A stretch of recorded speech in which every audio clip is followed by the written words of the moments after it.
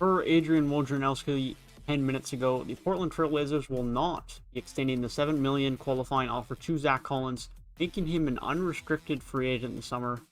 So someone who has had a few rumors in the last couple of days to join the Toronto Raptors now has a bit more potential to go there, as there is not going to be a bidding war of offer sheets and a potential match from Portland. Instead, now it is just going to be unrestricted free agency, which means there is not going to be any matched offers from Portland, which is less likely to drive the price to an insane degree. And so, if I'm the Toronto Raptors now, I think the odds of them getting them is a bit more likely. I still don't think it is likely, but I'm going to talk about why it could make sense for the Toronto Raptors to acquire Zack Collins. Now, I want to preface this by saying I don't think he will join the Toronto Raptors. I don't think the Toronto Raptors front office have much interest in him, nor do I think he's the best fit. But I think it's still a hypothetical. It's something that has been talked about in the last couple of days, but it's something I want to explain and give my thoughts on. And so, Zack Collins is a solid player. Now, injuries have been a concern for him, especially last season, where he did miss all of the season for the most part. But he is still a solid NBA player. He is a bit of a tweener between the center and the power forward position. I think he is probably best suited in today's NBA at the center position. He can space the floor a little bit for you. He shot 37% from deep last season in his 11 games that he did play. He's a fine three-point shooter, not a great one, but he can space the floor a bit for you. He is a fairly good rim protector at 6'11", 250 pounds. But outside of that, it's a bit of rebounding, it's a bit of rim protection, and he gives you a little bit of spacing. He's nothing crazy. He's not going to be a starter for this team, but he could be a valued bench piece. Now, the only scenario in which I think this acquisition makes sense is if Chris Boucher is traded, which I wouldn't rule out. I don't think he will be traded, but I wouldn't be opposed to a Chris Boucher trade this summer, and here's why.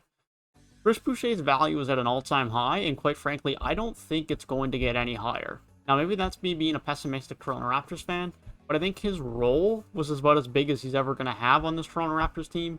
I think his performances were just frankly very good. And that's not to say that he can't improve, but he's not going to have anywhere near as big of a role on the Toronto Raptors team this year. He's going to be on a bench that actually has depth. He's not going to be starting games for the most part, as far as things are currently constructed, unless we really don't get a center, which I don't think will happen.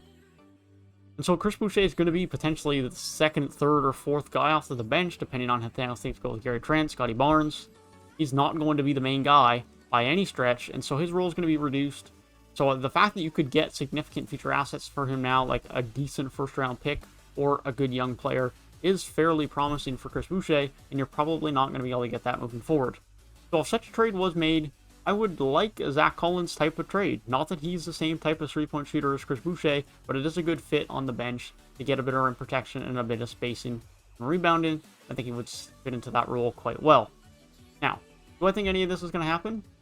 No, not really. But I just kind of wanted to talk about it because I think it's an interesting discussion point and something that is probably a bit more relevant now that it seems that Portland don't have interest in retaining him, as they have not extended the qualifying offer at $7 million, making him an unrestricted free agent. But that is my thoughts on the potential rumors of Zack Collins to the Toronto Raptors and what the scenario is now, given he is going to be an unrestricted free agent. But let me know down in the comment section down below what you guys think about Zack Collins, where he will end up the summer, and if you think he will end up with the Toronto Raptors. If you guys did enjoy the video, feel free to leave a like down below and subscribe to the channel if you are new. I'm continuing to give you guys all the news and updates about free agency, and I'm posting a ton of thoughts about certain teams post-draft night throughout the day, and so be sure to stay tuned for that if that is something you're interested in. I hope you guys have a great rest of your day, and I will see you guys in the next one.